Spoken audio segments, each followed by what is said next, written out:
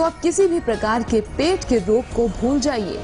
जल्द ही अपने घर मंगवाइए आयुर्वेद अनुसंधान संस्थान की दवाई स्टमक हेल्थ प्लस और पाइए पेट से संबंधित रोगों की समस्या से छुटकारा। हमारा वेबसाइट है www.health-plus.co।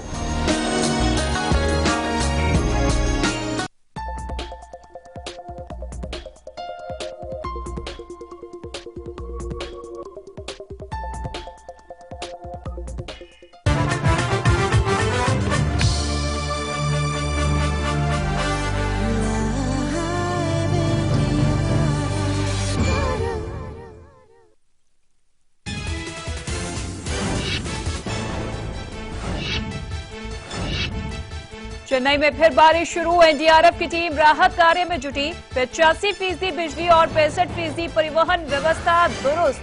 जल्द खुलेगा चेन्नई हवाई अड्डा।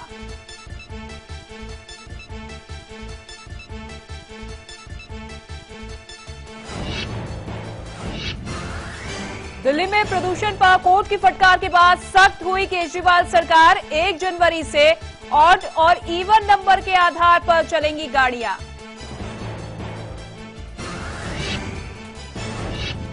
मोहन भागवत के समर्थन में आई शिवसेना। मुखपत्र सामना में राम मंदिर वाले बयान को लेकर की भागवत की तारीफ।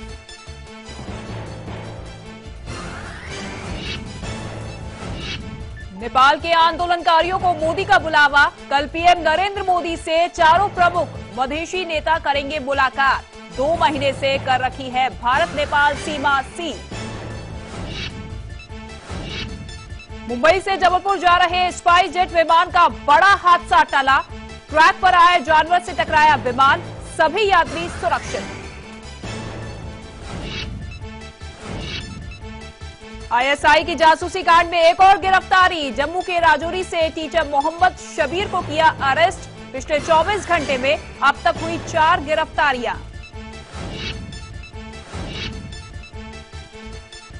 कैलिफोर्निया अटैक पर नया खुलासा। आईएसआईएस हो सकता है शामिल। पाकिस्तान मूल की महिला तहशीम की फोटो जारी। अमेरिका ने पाकिस्तान से मांगी जानकारी। और मध्य प्रदेश में इंदौर के चिड़ियाघर में लकवे से जूझ रहे भालू को मिलेगी दया मृत्यु। प्रशासन ने उसकी तरफ से की गई अपील को किया स्वीकार। चिड़ियाघर परिसर में ही किया जाएगा अंतिम संस्कार।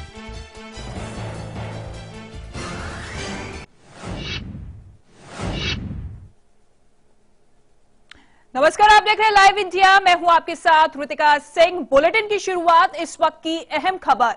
पाकिस्तानी आतंकी संगठन लश्कर-ए तैयबा दिल्ली और देश के दूसरे हिस्सों में एक बड़ी फिदायिन हमले की साजिश रच रहा है। आतंकियों के निशाने पर भीड़भाड़ वाले इलाके और वीआईपी इलाके हैं। दिल्ली पुलिस को 3 संदिग्धों की तलाश है। इन तीनों के खिलाफ एफआईआर दर्ज कर उनकी तलाश शुरू कर दी गई है। दिल्ली पुलिस ने उन तीनों के खिलाफ एफआईआर दर्ज कर उसे एंटी टेरर कोर्ट में दाखिल भी कर दिया है। तो इस वक्त की अहम खबर आपकी टेलीविजन स्क्रीन पर। दिल्ली और दूसरे इलाकों में हमले की साजिश रची जा रही है। जी हां, प्लानिंग की जा रही है कि किस तरीके से हमला किया जाए। दिल्ली पुलिस को 3 संदिग्धों की तलाश है। लगातार अलग अलग इलाकों में छापेमार कार्रवाई की जा रही है ताकि जल्द से जल्द ये हमलावर गिरफ्तार हो पाए। खुर्शीद और जद्दी के नाम से ये संदिग्ध है जिनकी तलाश की जा रही है। आपको बता दें कि भीड़ भाड़ वाले इलाके और वीआईपी निशाने पर है। तो एफआईआर दर्ज कर तीनों की तलाश लगातार दिल्ली पुलिस कर रही है। कई टीमें जुटी हुई है इनकी तलाश में। आपको बता दें कि 1 दिसंबर को कोर्ट में दाखिल की गई थी एफआईआर इन तीनों के खिलाफ कि 3 संदिग्ध हैं जिन पर अंदेशा जताया जा रहा है। रवि जलोत्रा हमारे साथ जुड़ गए हैं इसी बड़ी खबर पर अधिक जानकारी के साथ सीधा लाइव। रवि, क्या कुछ अपडेट सबसे पहले?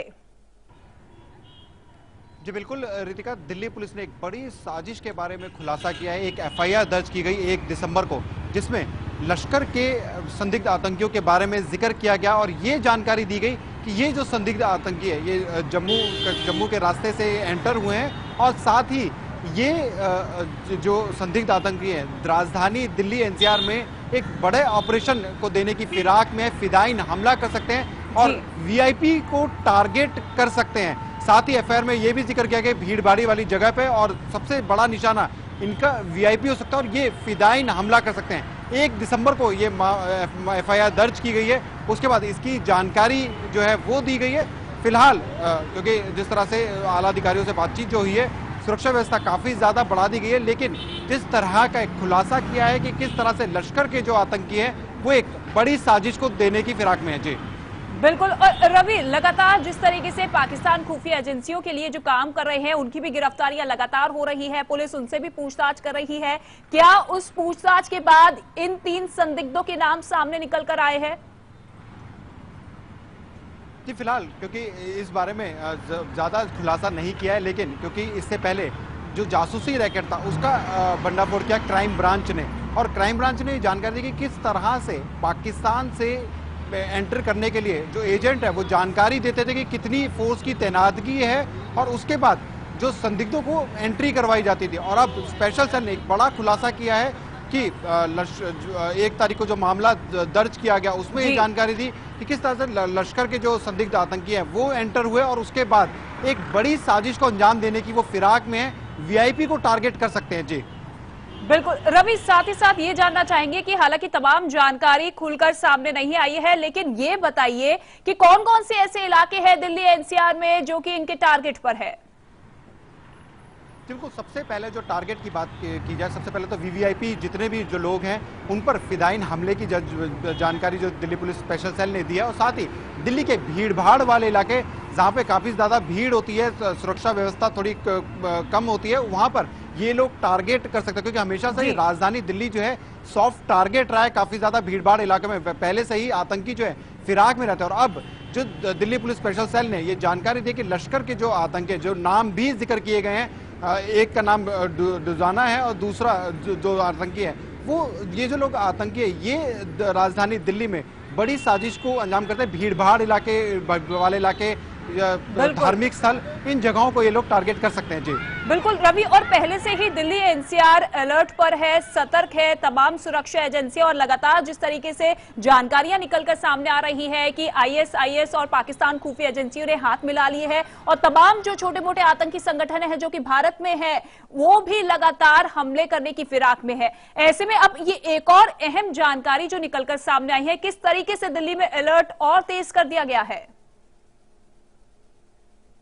क्योंकि जुलाई में दिल्ली पुलिस ने आईएसआईएस के खिलाफ एक एफआईआर दर्ज की थी, जिसमें यह कहा गया था कि आईएसआईएस जो है वो भारत में दस्तक देना चाहता है, उसके लिए उनके पास पर्याप्त जानकारी थी। और लगातार जिस तरह से खुफिया एजेंसी जो जानकारी दे रही थी कि भारत पे राजधानी दिल्ली पे अटैक किया जा सकता है, हवाई जो ड्रोन के जरिए या फिर एयर सिस्टम के जरिए दिल्ली पर अटैक किया जा सकता है, काफ़ी ज़्यादा दिल्ली पहले से ही हाई अलर्ट था। और अब स्पेशल सेल ने एक मामला दर्ज किया जिसमें लश्कर का जिक्र करते हुए कहा, आतंकियों के नाम की जानकारी दी, और ये कहा कि ये फिदाई। चलिए रवि, आप बने रहिए हमारे साथ, और भी जानकारी आपसे लेंगे। लेकिन आईएसआईएस जासूसी कांड में जम्मू के राजौरी से एक और शख्स की गिरफ्तारी की गई है। गिरफ्तार शख्स पेशे से टीचर है। दिल्ली पुलिस की क्राइम ब्रांच ने उसे गिरफ्तार किया है। गिरफ्तार टीचर पर आईएसआई हैंडलर कैफेतुल्ला खान की मदद करने का आरोप है। इससे पहले दिल्ली पुलिस ने कल 3 लोगों की गिरफ्तारी की थी। अब तक जासूसी कांड में 10 लोगों की गिरफ्तारियां हो चुकी है, और इससे पहले हमने आपको अहम खबर दी थी कि किस तरीके से लश्कर तैयबा के 3 संदिग्ध लोग ऐसे हैं जो कि दिल्ली एनसीआर में हमले करने की फिराक में है। रवि जलोत्रा हमारे साथ लगातार बने हुए हैं लाइव। रवि, यानी कि चारों तरफ से दिल्ली एनसीआर घिरी हुई है और सबका टारगेट यही है कि किसी तरीके से दिल्ली पर हमला किया जाए। क्योंकि दिल्ली पुलिस क्राइम ब्रांच ने जिस तरह से एक के बाद एक खुलासे किए कि किस तरह से जो आईएसआई है वो अपने एजेंटों के जरिए बॉर्डर एरियाज की जानकारी लेता है और उसके बाद एंट्री करवाई जाती है, और फिर दिल्ली एनसीआर जैसे शहरों को टारगेट किया जाता है। फिलहाल दिल्ली पुलिस ने अब एक और टीचर को गिरफ्तार किया है, राजौरी से इस टीचर को गिरफ्तार किया है। और जब दिल्ली पुलिस की क्राइम ब्रांच की टीम वहां पर पहुंची थी, तब ये जो टीचर है इसने भागने की भी कोशिश की थी, जिससे इसे चोटें भी आई। फिलहाल उससे जब पूछताछ की गई तो उसने बताया कि उसने कैफेतुल्ला की मदद की थी जो बाकी जो हेड कांस्टेबल तक पहुंचाने के लिए। तो काफ़ी संगीन आरोप जो हैं दिल्ली इन लोगों पर लगे, और फिलहाल दिल्ली पुलिस क्राइम ब्रांच इस पूरे मामले की जांच करी है। अब तक इस मामले में 4 आरोपी जो हैं वो गिरफ्तार हो चुके हैं। जी बिल्कुल, चलिए बहुत बहुत शुक्रिया रवि जलोत्रा इस तमाम जानकारी के लिए। तो 4 लोगों की गिरफ्तारी हो चुकी है जिनसे पूछताछ लगातार जारी है। दुनिया का सबसे खतरनाक आतंकवादी संगठन आईएसआईएस किस तरह अपने दुश्मनों और मासूमों पर कहर बरपाता है, ये किसी से छिपा नहीं। लेकिन बगदादी ने एक ताजा वीडियो जारी कर अपनी बेरहमी को पूरी दुनिया के सामने रख दिया है। आईएसआईएस के इस वीडियो में कत्ल के तरीकों को दिखाया गया है। वीडियो में यमन के 25 हूती विद्रोहियों को बेरहमी से कत्ल करते हुए दिखाया गया है। यमन में हूती विद्रोही सरकार और अलकायदा दोनों के खिलाफ लड़ रहे हैं। ये वीडियो कहां का है ये साफ नहीं हो पाया है, लेकिन आईएसआईएस के लड़ाके अपने साथ कई हूती विद्रोहियों को लेकर 4 अलग अलग ठिकानों पर पहुंचते हैं और उनका बेरहमी से कत्ल कर देते हैं। आईएसआईएस ने इन विद्रोहियों का कत्ल 4 अलग अलग तरीकों से किया। पहले 4 लोगों को गले में विस्फोटक लगाकर उड़ा दिया, फिर 6 लोगों को बोट में बिठाकर बीच समुद्र में छोड़ दिया और बीच समुद्र में उन्हें रिमोट कंट्रोल के जरिए उड़ा दिया गया। इसी तरह 6 लोगों को पहाड़ी पर बिठाकर उन्हें रॉकेट लॉन्चर से उड़ा दिया गया, जबकि 9 लोगों का सिर धड़ से अलग कर दिया गया। यह वीडियो उस वक्त आया जब ब्रिटेन ने पहली बार सीरिया में आईएसआईएस के ठिकानों पर हवाई हमला किया। तो 25 लोगों की हत्या की अलग अलग तरीकों से यह वीडियो जारी किया गया है, जिसमें एक साथ 25 लोगों की हत्या की गई बेरहमी से, और हत्या करने के तरीके अलग अलग थे।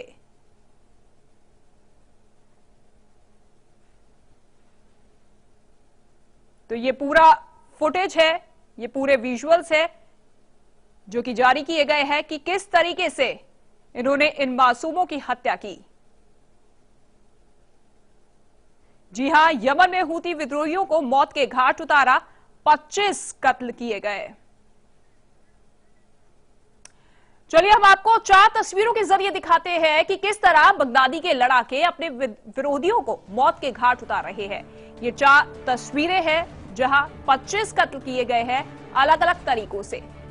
पहली तस्वीर है जहां 4 लोगों को मोर्टार से उड़ाया गया, जी हां, विस्फोटक करके उड़ाया गया इन 4 लोगों को। दूसरी तस्वीर है रॉकेट लॉन्चर के जरिए 6 को मौत दी गई, और तीसरी तस्वीर है कि किस तरीके से समुद्र के बीच इन 6 लोगों का कत्ल किया गया। चौथी तस्वीर 9 लोगों की हत्या की गई, उनका कत्ल किया गया, सर को धड़ से अलग कर दिया गया। तो 4 तरीकों से इन 25 लोगों को मौत के घाट उतारा गया। ये नया वीडियो जारी किया गया है।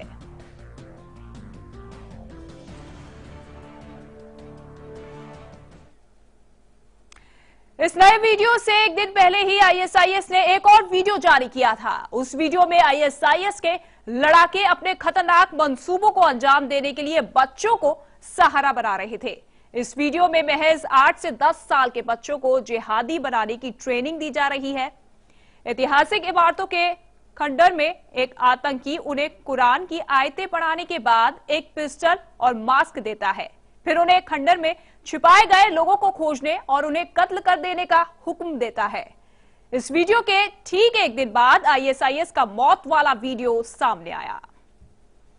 तो पहले ये वीडियो सामने आया कि किस तरीके से बच्चों को ट्रेनिंग दी जा रही है, किस तरीके से बच्चों को हथियारों की शिक्षा दी जा रही है।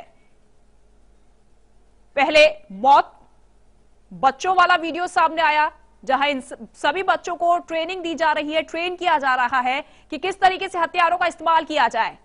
और उसके बाद जो नया ताजा वीडियो सामने आया है उसमें 25 लोगों को मौत के घाट उतार दिया गया।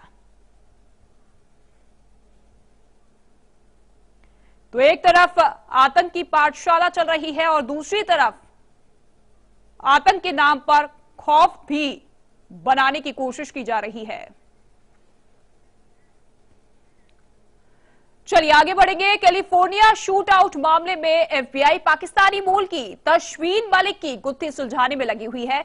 इस बीच पता चला है कि पाकिस्तानी मूल के अपने अमेरिकी पति के साथ तशवीन मलिक ने फेसबुक पर पोस्ट डालकर आईएसआईएस के प्रति वफादारी जताई थी। इस हमले से पहले अपने पति को कट्टरपंथ का पाठ पढ़ाया गया था।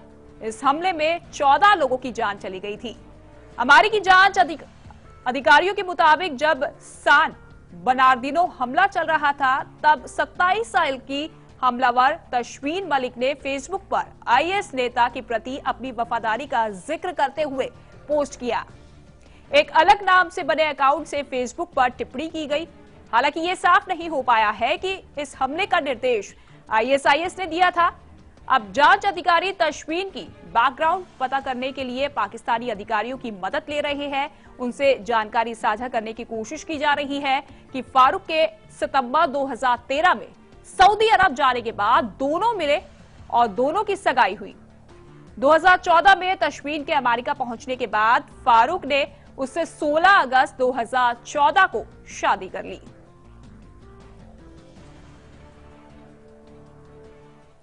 तो कैलिफोर्निया में हुई फायरिंग पर एक नया खुलासा हुआ है कि ये जो महिला हमलावर थी उसका सीधा कनेक्शन आईएसआईएस के साथ था। हालांकि इस हमले से पहले उसने आईएसआईएस के सरगना की तारीफ भी की थी, वफादारी भी दिखाई थी सोशल मीडिया के जरिए।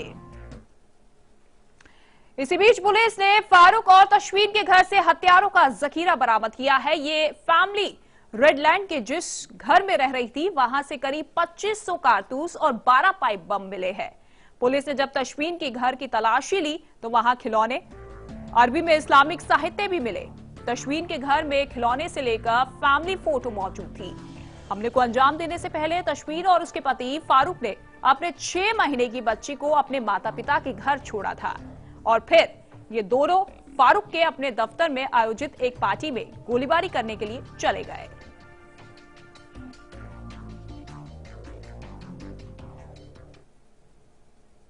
चलिए यहां रुकेंगे एक छोटे से ब्रेक के लिए, जल्द हाजिर होते हैं। बने रहिए लाइव इंडिया के साथ।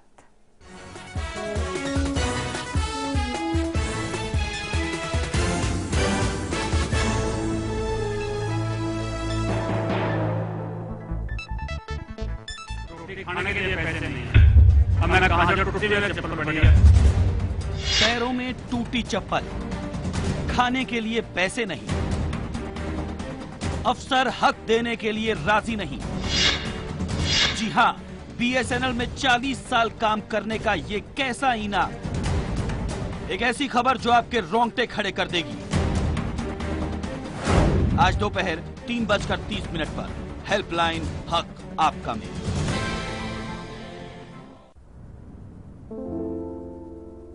मैं अमिताभ बच्चन आज आपके सामने वो कहने जा रहा हूं जो मैंने पहले कभी नहीं कहा। मैं एक रोगी हूं, हेपेटाइटिस बी का रोगी। 1982 में कुली फिल्म की शूटिंग के दौरान मेरे साथ एक दुर्घटना हुई। ऑपरेशन करवाना पड़ा और मेरे शरीर में 60 बोतल खून चढ़ाया गया। खून का कोई एक सैंपल हेपेटाइटिस बी इन्फेक्टेड था जो मेरे लिवर तक पहुंच गया।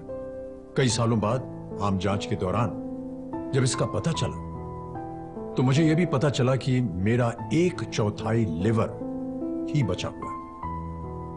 लेकिन सही इलाज के बाद आज मैं आपके सामने खड़ा हूं और काम कर रहा हूं। हेपेटाइटिस बी से बचने का पहला उपाय है शिशु के जन्म पर पहला टीका लगवाएं और पहले साल में 3 और नियमित टीके लगवाएं। ये आपका पहला कदम होना चाहिए। मुफ्त टीकाकरण के लिए अपने पास के स्वास्थ्य केंद्र जाएं और पूरी जानकारी लें। देखिए, ये जो हेपेटाइटिस बी है इससे हम डरेंगे नहीं, लड़ेंगे।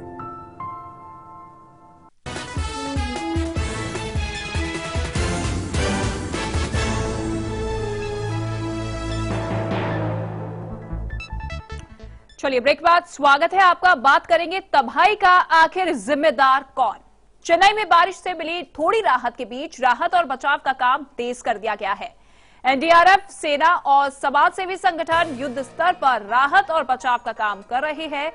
बचाव दल ने बाढ़ में फंसे 16,000 लोगों को बचाकर सुरक्षित जगहों पर पहुंचाया है। राहत शिविर में तब्दील हुए शहर के कई स्कूल कॉलेजों में लगभग 1,64,000 लोग शरण लिए हुए हैं। हालांकि लोगों का कहना है कि राहत शिविरों में खाने पीने की चीजों की कमी है। एनडीआरएफ ने उम्मीद जताई है कि बारिश से राहत मिली तो रेस्क्यू ऑपरेशन में और तेजी आएगी और दूर दराज के इलाकों में फंसे लोगों तक पहुंचना और आसान होगा। इस बीच मौसम विभाग ने अगले 2 दिन में भारी बारिश होने की चेतावनी वापस ले ली है। तो बारिश थम चुकी है, जिसके चलते थोड़ी बहुत राहत जरूर महसूस की जा रही है, लेकिन इन फंसे लोगों में से कुछ लोगों का कहना है कि खाद्य सामग्री उन तक नहीं पहुंच पा रही। आपको बता दें कि सेना, नौसेना, एनडीआरएफ की टीम लगातार राहत और बचाव कार्य में जुटी हुई है और कल कुछ और टीमें भेजी गई है ताकि रेस्क्यू ऑपरेशन में तेजी आ सके।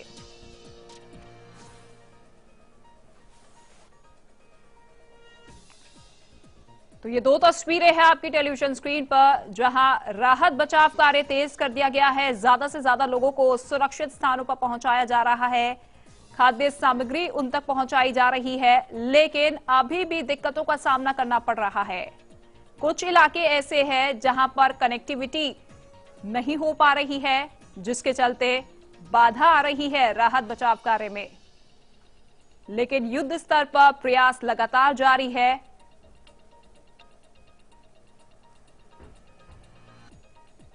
तो हजारों लोगों को अभी तक रेस्क्यू किया गया है, सुरक्षित स्थानों तक पहुंचा दिया गया है। एनडीआरएफ की कुछ और टीमें भेजी गई है।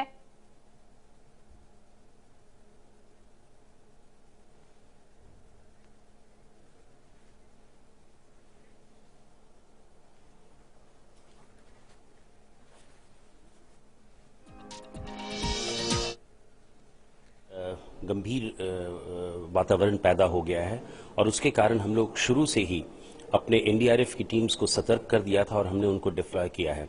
अभी तक हमारी 50 टीमें, एनडीआरएफ की 50 टीमें तमिलनाडु के चेन्नई शहर में और आसपास के इलाकों में काम कर रही है।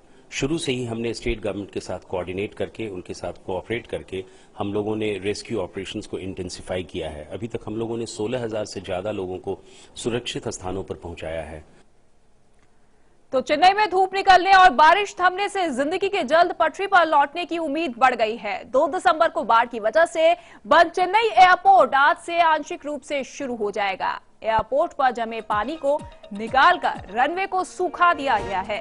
बाढ़ की वजह से एएआई ने चेन्नई एयरपोर्ट 6 दिसंबर तक के लिए बंद कर दिया था। वहीं रेल और सड़क यातायात को भी बहाल करने की कोशिशें लगातार जारी है। तमिलनाडु सरकार ने 85% बिजली सेवा बहाल कर दिए जाने का दावा किया है। इसके साथ ही पब्लिक ट्रांसपोर्ट की लगभग 3,000 बसों को भी दोबारा सड़क पर उतार दिया गया है। स्टेशन पर फंसे मुसाफिरों के लिए रामेश्वर और हावड़ा के लिए विशेष ट्रेन शुरू की गई है। इस बीच हाईकोर्ट ने सरकार को बाढ़ में फंसे लोगों को राज्य परिवहन की बसों में बगैर किराया लिए घर तक पहुंचाए जाने का निर्देश दिया है।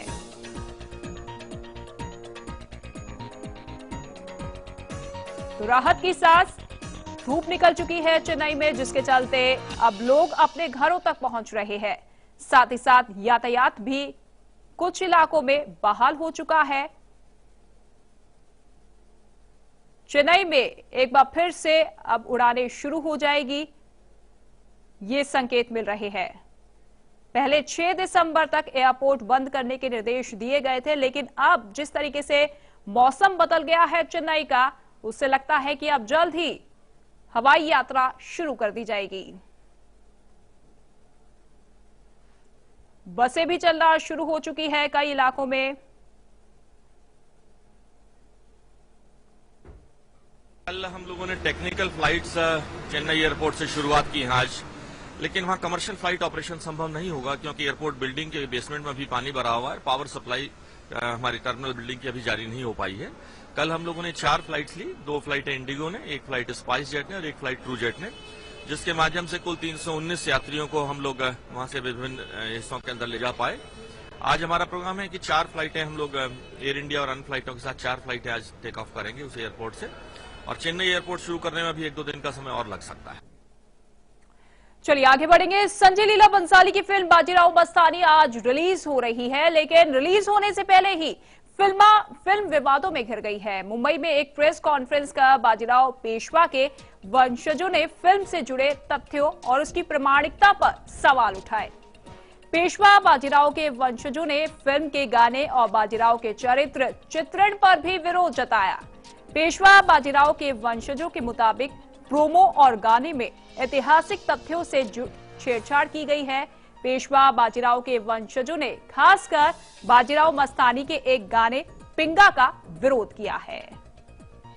हमको पहले पिक्चर दिखाना चाहिए ताकि हमको पता चले कि उसमें गलत चीजें क्या है, और वो जो गाना दिखाया है पिंगा और दूसरा गाना जो मल्हार है उसमें जो बाजीराव साहब को नचाया है और काशीबाई साहब और मस्तानी साहब को नचाया है वो एकदम गलत है।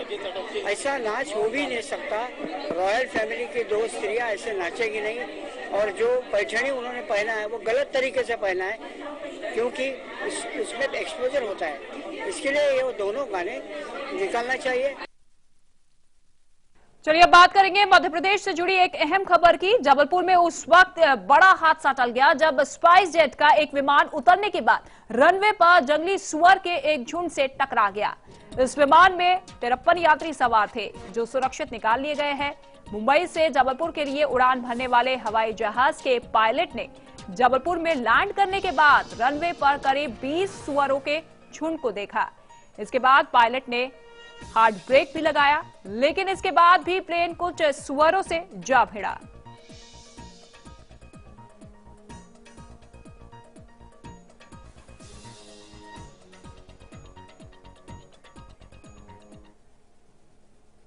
झारखंड की बिरसा एग्रीकल्चर यूनिवर्सिटी में विश्व मृदा दिवस पर एक खास कार्यक्रम होने जा रहा है। इस कार्यक्रम में कृषि और किसान कल्याण मंत्री राधा मोहन सिंह मिट्टी से जुड़ी कई योजनाओं की प्रगति को देखेंगे।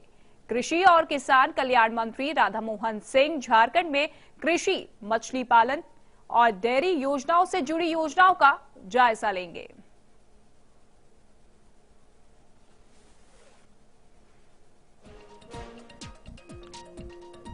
चलिए आपको बताते हैं कि विश्व मृदा दिवस के दिन क्या कुछ खास है।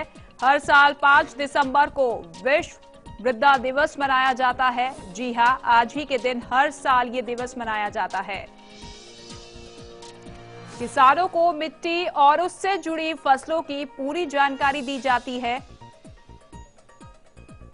मिट्टी की उर्वरा शक्ति को बढ़ाने की तकनीक और तरीके बताए जाते हैं। मिट्टी में मौजूद तत्वों की मात्रा के बारे में भी जानकारी किसानों को दी जाती है। जलवायु परिवर्तन का प्रभाव मिट्टी पर कैसा पड़ता है, इसकी भी जानकारी दी जाती है।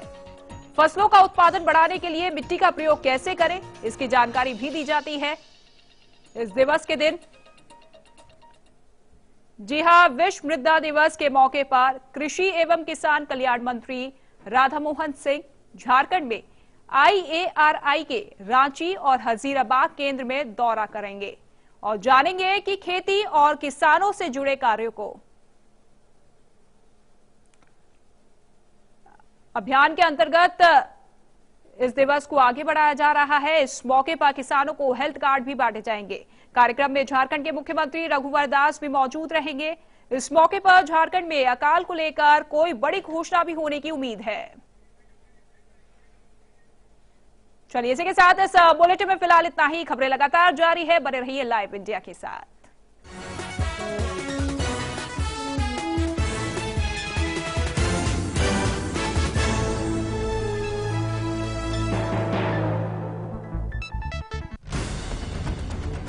खबरों के ताने बाने से दिन भर की चुनी हुई 50 खबरें, हर वो खबर जो सीधे जुड़ी है आपसे।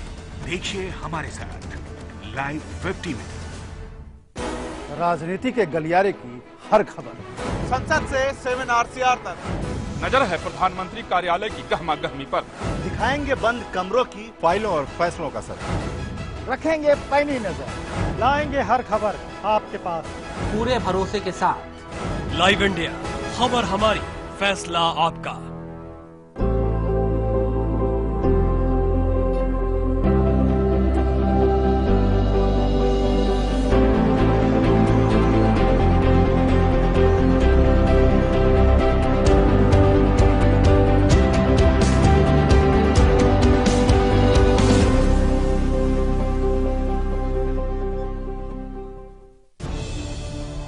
को देखने का हर किसी का अपना नजरिया होता है।